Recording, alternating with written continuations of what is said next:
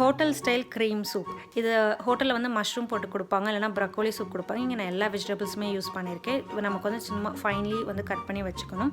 அப்புறம் ஒரு கடாய் சூடானதுக்கப்புறம் அதில் லைட்டாக நெய் ஊற்றிக்கிட்டு வெட்டி வச்ச காயெல்லாம் போட்டுட்டு காயை நல்லா பரட்டி எடுக்கணும். அதில் கொஞ்சம் லைட்டாக உப்பு, பெப்பர், நமக்கு ருசிக்கு தேவையான உப்பும் பெப்பரும் போட்டு நல்லா சிம்லேயே வச்சு அதை கொஞ்சம் வதக்கி நல்லா எடுத்துக்கணும்.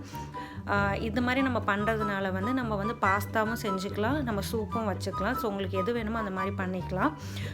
நமக்கு தேவையானது வந்து அந்த க்ரீம் தான். ஸோ காய் நல்லா வதங்கினக்கப்புறமேட்டுக்கு அதை தூக்கி இன்னொரு கிண்ணியில் மாற்றி வச்சுக்கணும். ஸோ இப்போ நான் வந்து க்ரீம் பண்ண போகிறேன்.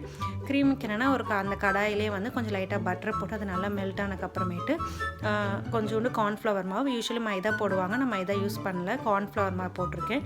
அது கொஞ்சம் திக்கானதுக்கப்புறமேட்டுக்கு சூடு பண்ணி ஆறின பால் அதில் கொஞ்சம் ஊற்றி கிண்டிக்கிட்டே இருந்தோன்னா கொஞ்சம் கொஞ்சமாக திக்காக ஆரம்பிக்கும். திக்கானதுக்கப்புறம் நம்ம வதக்கி வச்சிருந்த காயை அதில் போட்டு லைட்டாக பெப்பரை போட்டு சர்வ் பண்ண வேண்டியது.